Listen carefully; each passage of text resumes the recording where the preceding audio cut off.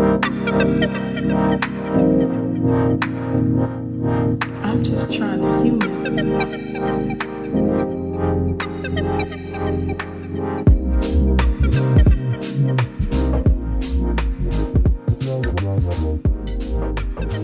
Hey y'all, welcome back to Falling Off Curbs. I'm your host, Kat, and as always, I am so glad that you are here. Welcome back for those who have been rocking with me for the last several episodes, and welcome to anyone who is new here.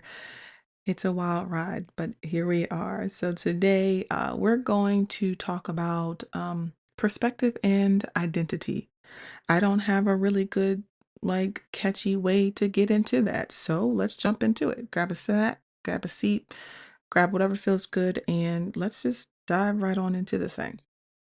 So, as we all know, I am always at some point going on about the human experience and how understanding my own human experience is helpful for understanding other people's human experience, or merely the fact that they are having an experience, which helps me to, just be more gracious, be more kind, be more patient with other people, because being alive is hard sometimes. Being an adult is difficult sometimes. Being a person is difficult sometimes. So, understanding my own human experience and the fact that I'm having one helps me with everything else when it comes to other people. I often also talk about perspective. I just find that I work hard to, one, understand that there are other perspectives other than mine. That's number one. If I walk around this world thinking only my perspective exists, then I walk around this world like I am the main character in everyone's sitcom and everyone's autobiographical movie, which is incredibly selfish, and overall ridiculous, right? One reason why I am, how do I say this nicely? I have an opportunity to improve when it comes to driving on the road with other people who are not considerate, aka road rage. Folks, let me just say this: be careful on the road. And we never know who is just at their last straw, their wits' end. So, just everybody cool out. With that being said, me too, Catherine, cool out. And so I'm doing that. I think I get so vexed, this is a good word, vexed with other people on the road, because oftentimes it seems like they are only considering themselves. And I find myself yelling, "You are not the only person on the road. Oh my gosh, do you not see the other people? Why are you going so slow in the far left lane? There are other people who are behind you who have to go somewhere, aka me. Move, move." And so I find that me trying to understand perspective and then understanding that a lot of us just lack other perspective other than our own. It just shows up in these ways, and it kind of makes me crazy.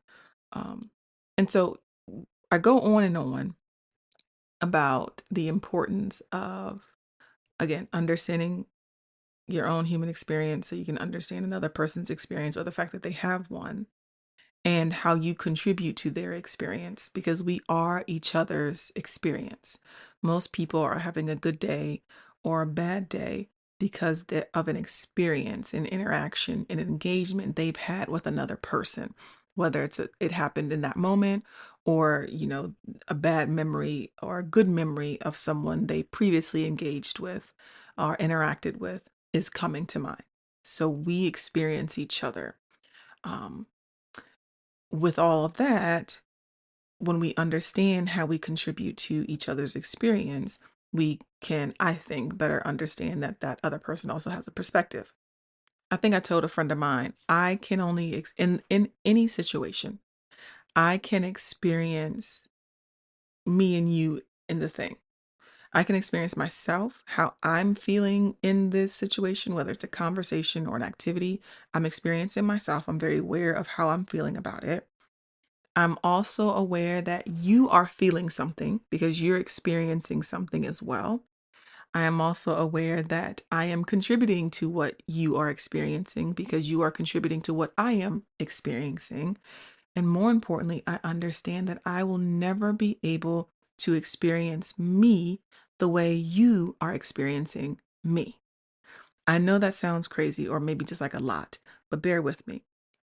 We can't ever feel, we can't feel each other out the way we feel each other, right? So if I have a friend, let's just call her Sally, and me and Sally are, let's just say, however, having a great time. We're having a really great conversation, and it's good. I won't even use like a bad example. Um, and I know in my own experience in this conversation or in this activity that her and I are participating in together, I'm feeling good. I'm feeling a lot of joy. I'm having a good time. I'm having fun with my friend. I also know that my joy is contributing to her experience. And she is having her own experience, whatever that may be, which I would hope would be something that she enjoys as well. And that's okay. What I will never be able to understand is how she is experiencing me. Perfect example. If you're looking in the mirror, you see yourself, you will see you and you will experience you seeing you. Like you get in a mirror. I do this often, like, oh girl, you look like a bridge troll today. What is happening? And then we go in the world and people experience our faces far differently sometimes than how we experience our faces. Because again, I'll say, I think I look like a bridge troll today. And someone else will say, you are so pretty. Or another thing, I don't particularly love to hear, I don't think anyone loves to hear their own voice like back at them. I don't think I have a particularly great voice by any means. It's cringy to me. And other people will say, you have a really great speaking voice. So I think that's the best way I can explain how we experience ourselves and how it differs sometimes or oftentimes from how other people experience us. And we can experience how another person experiences us. We can just acknowledge that they are experiencing us. With that being said, perspective. When we understand that we are contributing to another person's experience, we will begin to understand that they have their own perspective. They are, again, we are the main characters in our own stories, in our own shows, in our own plays, but we are existing in another person's play as well, whether it's as a co star, a special guest, an extra, right? I'm just an extra walking through someone else's movie at some point. When I understand this, um, I think I'm better able to navigate the world a little differently. Now, let me go back because perspective, when I talk about perspective, I'm talking specifically about how I perceive or how we perceive ourselves and understanding that other people perceive themselves in a specific way as well. Whether it's the same or different is of no consequence, but the perspectives are happening of self. Self perspectives are occurring. A lot of times when I hear about perspective, it is that we need to gain more perspective. We need to understand that other people's perspectives do exist and they do exist in the spaces that we exist. So y'all know I love Jesus for real. Over the last, I don't know, maybe 2 weeks or so, perspective is always at the front of my mind because I try to be a decent person and I think perspective is a part of that. And so me and the Lord are talking, and I'm like, yeah, I'm helping to get more perspective, understanding folks, et cetera, exercising more kindness and patience with people. And it just hit me that, dare I say, the Lord said, you know, a lot of times people don't have their own perspective. You want people to understand another person's perspective, but they have yet to form their own. It hit me like a ton of bricks in the chest, y'all. Like, oh, wait. Now, wait a minute now. We have thrown a new pony in the race here. Oh. And I literally did all that, y'all. So I'm thinking, what does that actually mean? The world is really loud. There's a lot of noise. In many ways, social media, Al Gore's internet, all of the things around us, and then that's the external noise, and then the internal noise of all of our own thoughts and feelings and experiences. It can be really loud, lots of noise. And I think sometimes it has caused all of these things together has caused us to not even be able to perceive ourselves, not even to have our own perspective. And then on top of, and I'm just talking a core perspective, I'm talking personhood. Bear with me as I get a little weird with this.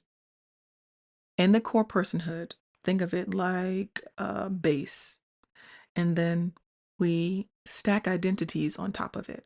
So in my core personhood, I'm just a person, literally a person who exists in a world, in a space with other people that exist. And then I can start adding identities. I can add my blackness. I can add my womanhood. I can add the intersection of the two as my black womanhood. I can add the identity that I have as a parent and as a mother and as an employee and a business owner and a friend. Like all of these identities or roles, whichever one we feel comfortable using, they get stacked on top of my core person perspective. Oftentimes I have found that we see each other through the lens of an identity or more, right? And I'm not saying that's bad. Let me be clear. I can't not be a black woman. I just can't. I mean, technically I can not be a black woman. But in the instance of this, I can't not be a black woman. My black womanhood is everywhere with me because it is me. When I strip it away and I'm just a person, I find I'm able to connect with people better. So I like I like boys and girls in the sense of I like having friends that are men and women because I do believe that men and women can be platonic friends and there's nothing weird going on. We'll talk about that later because attraction does play a role in that, but boundaries plays a more important role. But we'll talk about that in another episode. But in the realm of friendship, I enjoy talking to my lady friends because we have sometimes a lot of the same perspective uh, in our identities. We are black, we are women, we are black women. Um, any of the three, let me be clear, because blackness, womanhood, and black womanhood are three separate identities that can exist together. Okay. But I like talking to them. We live in different worlds. We have different home lives and aspirations, but we can still identify in our black or brownness, in our womanhood, in our black and brown womanhood. Cool. I like talking to my male friends because of the same thing, but for different reasons. What I find I'm able to do even better is when I take off my womanhood and my blackness and or my black womanhood, dare I say, and just exist as a person. I'll give you an example. One thing that is always said in our society, we just hear it all the time. Men shouldn't be crying. They shouldn't be expressing emotions.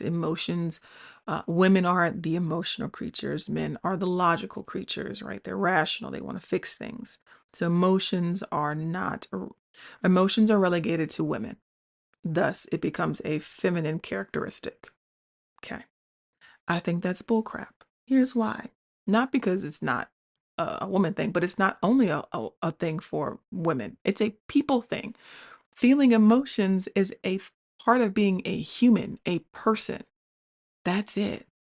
It's just a part of existence. For instance, a dog can have feelings, whether it's whining or its tail is wagging, it's experiencing a feeling, an emotion.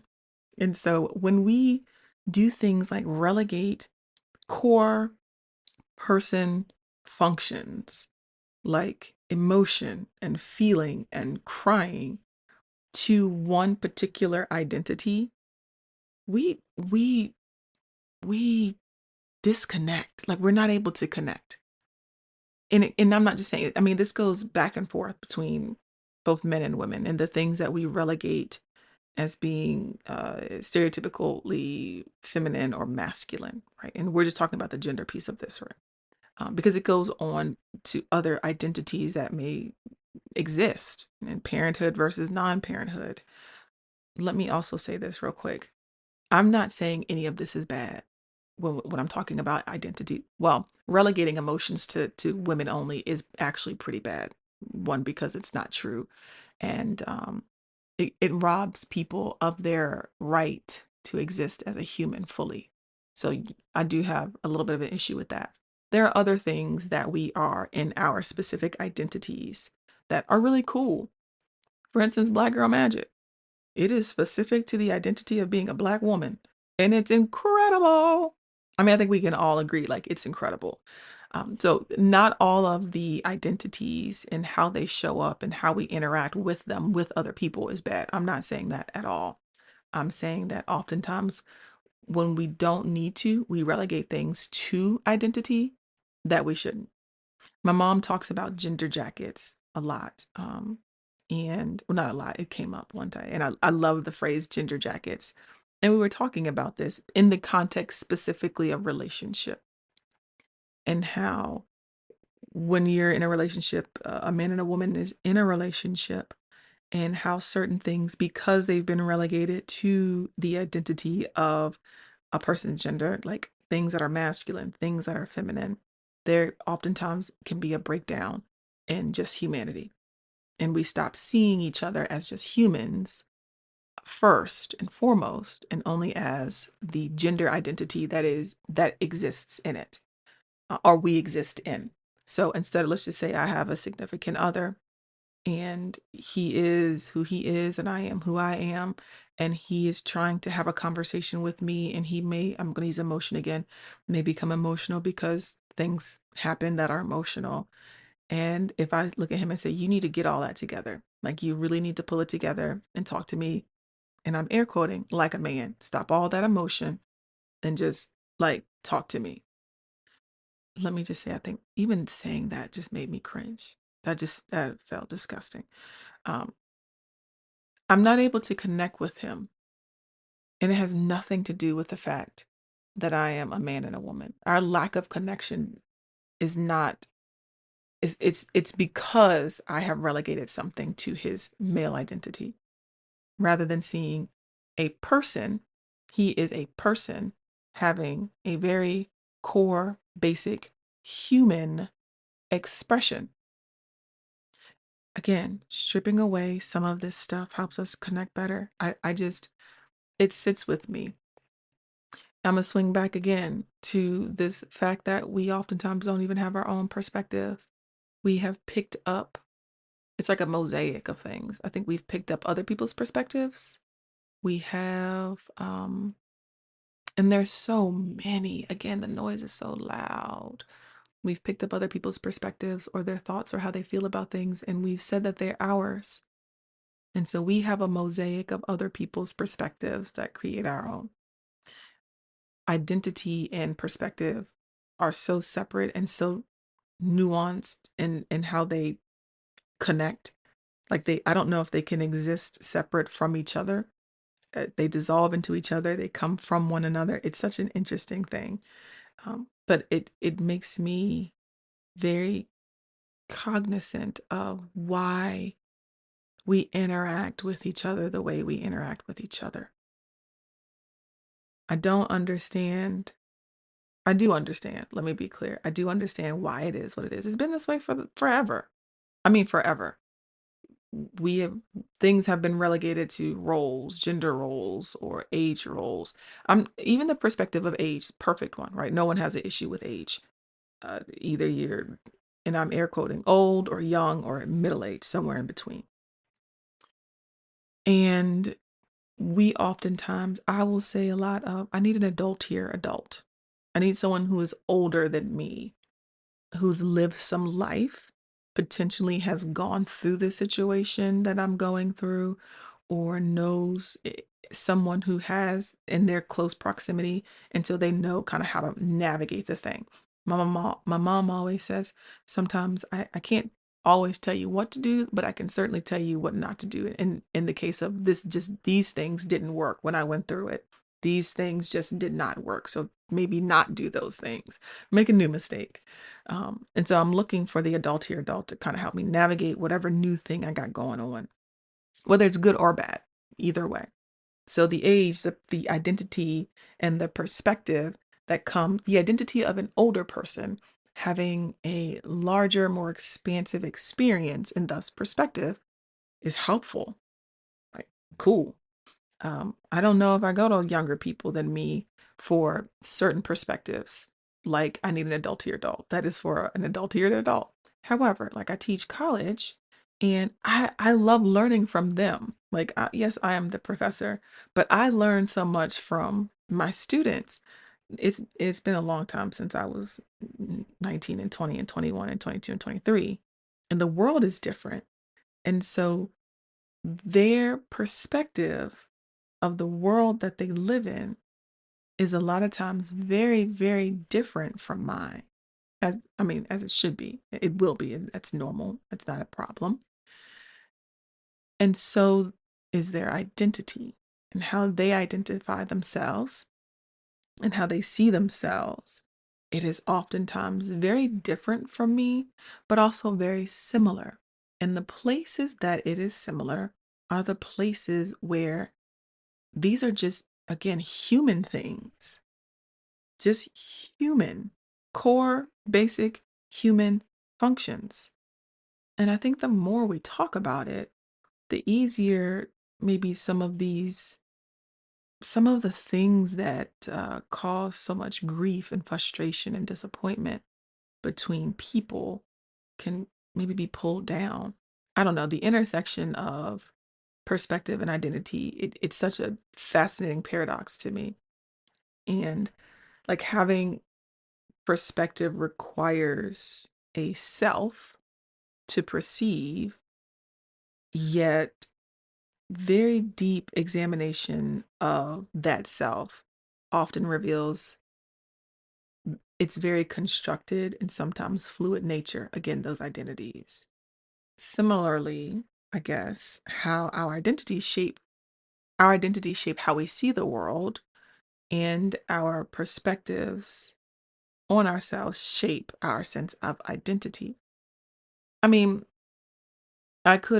one could argue, honestly, that true perspective requires like transcending identity, seeing beyond our personal narratives and attachments, like I was talking about.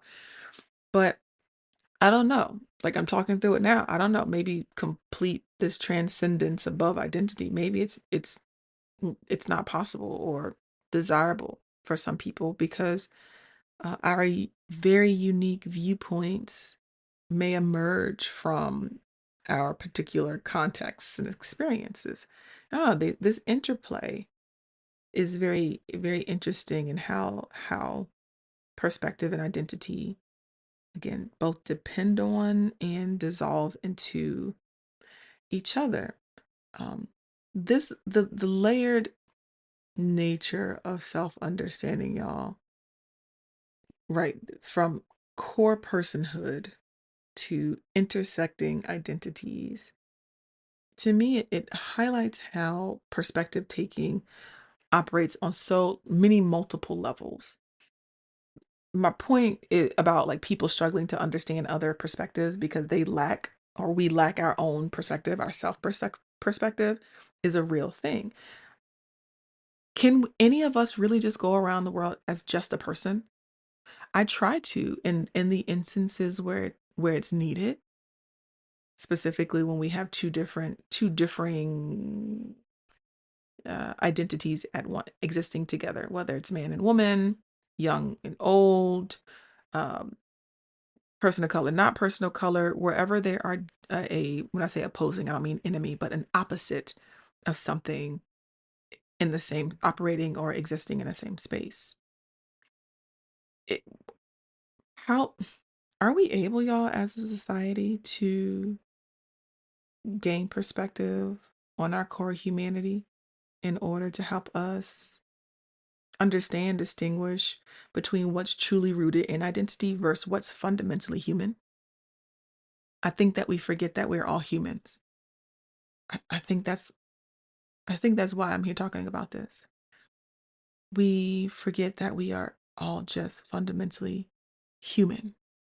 And humaning is really hard sometimes for a number of reasons because of the noise, because of trauma, because of drama, because of other people's perspectives and identities and how they interact with our own, whether it is a pleasant engagement and participation or partaking of, or a complete and utter collision disaster.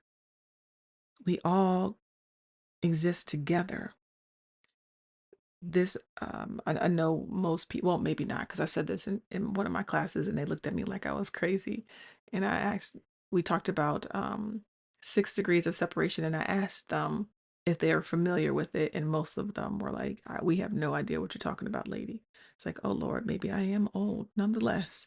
So I explained to them the concept of 6 degrees of separation and how sometimes we feel like things are far away. It can't bother me because it's over there, impacting a particular group of people with particular identities or particular perspectives until it's on us. And then we are robbed of our humanity. We are stripped of it. We are robbed of it. And we're not able to live the lives that somewhere deep in the core of our beings, we know we were designed divinely to live. It takes a lot to unpack all of this, y'all, because when you start, I have found for myself, and I start to look at the identities that are a part of me, whether I have taken them on like they're a natural part, like my blackness, my womanhood, my black womanhood, or they've been ascribed to me like a coat. Like sometimes I have a coat that I put on, other times another person will put a coat on me, a jacket. Again, gender jackets. Um, I have my own jackets. People will put jackets on me. I'm trying to figure out how often I can take it off, how often I can invite other people to take their jackets off and just exist and see each other as humans first before we get into all the other identities. They're important. The other identities, y'all, are so important. I feel like we've lost the core of ourselves, our personhood, our humanity, just being able to exist from one human to another. I guess the core theme in all of these episodes that I've talked about is connection and how I long for so many more people to be connected. I love connection. I think it's such an invaluable and valuable thing. Um, I think that we were created as humans to be in relationship. And when I say relationship, I mean in community with one another. And watching breakdowns of communities, um, and this is not new. This has been happening forever, y'all. So here I am on my soapbox talking about a phenomena that has been happening for quite some time. But I don't know, maybe it feels so close. It feels really close in how we're robbing each other of humanity, basic core human functions and expressions. And I don't think it's doing us any good. I don't think it's doing us any good. Um, so there's that for today. Hmm, y'all, I don't know. Like I said in my previous episode, I'm in this new space and seeing things a little differently. Um, this is a different curb, y'all. A different curb in a different town with a different community. Doing my best not to fall off of it. But I'm acknowledging that the curb exists. Um, and could be, I guess, a barrier in how I move forward in my life, in my understanding, in my growth, in my own journey, in my own human experience, in my own becoming. So I just wanted to put it out there, how important it is for us to understand ourselves, to have our own self perspective, the work that it requires to have a very full, cognizant, real perspective of ourselves, sans the past trauma, with childhood trauma or adult trauma, adolescent trauma, relational trauma, friendship trauma, like all the things that have harmed us, hurt us, caused us pain, whether intentional or unintentional, pulling it all away and just seeing, who am I as a person? I don't believe a man can be a good man unless he's a good person. And I don't believe a woman can be a good woman unless she's a good person. I do my best to raise my girls, my little girls, and if you've talked to me about them, you hear most people hear me say I have two really fantastic little humans. And I'm trying my best to raise them in just their humanity. The girlhood is going to be there. I'm a girl, they're girls. It's a natural part of it. I love, again, my femininity. I love it. I love my womanhood, my womanness. I think it's incredible. It can't be beat. I think it's the bee's knees. It's cast me out. And so naturally, I'm going to teach them how they can become, how they can become in their own sense of femininity and womanhood and how beautiful that is. But before I can do any of that, before I can help them see the beauty of their own identity as women or girls first, because they are girls, we're not going to adultify any children, but in growing, they become women, the beauty of their womanhood. Um, I have to help them understand the beauty of their humanness and how beautiful it is to just exist. And that's it. So, I don't know, hopefully this helps someone. It may be a little weird. I hate to get woo with you all sometimes, but it's just kind of sitting with me. I appreciate y'all walking this new place, these new places, and this new, I guess, sub sect, or I don't know, I don't feel like a sub journey. Feels like my continued journey, just a new place, a new thought process, a new awakening, dare I say. All right, hate to be woo woo again. Um, but it's such a new place for me. So I appreciate y'all walking along and letting me kind of talk through where I am and what I'm thinking. I don't know. I can't imagine I'm the only person out here who may have the thoughts. That's the other thing. So much isolation when we push our identities forward more than our personhood. I got a friend real quick. He's a man, a black man, good friend of mine. Uh, he's 31. And there's a thing that happens. My mom told me something happens when you turn 30. Like when you're in the early 30s, something happens. You just are awake. You're like, what the heck is going on? How did I get here? Who made these decisions for me? What is happening? And so he's in it, like he is in it. Frequently says, I don't know what's going on. I if I relegated that thing, that waking up to just something women go through, I wouldn't be able to say, hey, yep, you're right. You're part of the course. This is part of the course, man. That's exactly that. Yeah, that's a thing that happens to people, at least so far that I've been around and had the pleasure of getting older with. That's a person thing, not a woman thing. And so I don't know. I just it's a beautiful thing being able to connect from one person to another. And it's beautiful to be able to connect as a woman to a man, or a black person to a non-black person, or a black woman to a non-black non-woman, right? It's so all of this is beautiful. I'm not here to tear down any of the constructs. I'm not here to say that they are bad or good. They exist. I live in mine. I think it's cool. So let's all relax. But one person to another is such a beautiful thing. Just one person to another. So I don't know, y'all, as you do the work, see if that exists for y'all. Maybe. I don't know. I'm not telling y'all what to do. See how it goes. It's a beautiful ride. And it takes a lot of honesty. Again, talking about the echo from last episode, how we bring things from the past that were probably great and some things not so great to continue on. But understanding your own perspective, I found, means being almost a new person every day, still with the same foundational fundaments or fundamental foundations, however that's said, in you, but just discovering new parts of yourself, new thoughts, new ways of thinking, just new. I think it's pretty cool. Anyway, per usual, um, subscribe if you're feeling it. Send to someone else who may be experiencing it or may find it interesting at best. Um, and always feel free to leave me a message, a note, something you want to learn or hear more about, because I probably want to learn and hear more about it too. Or just say, Kat, what is happening?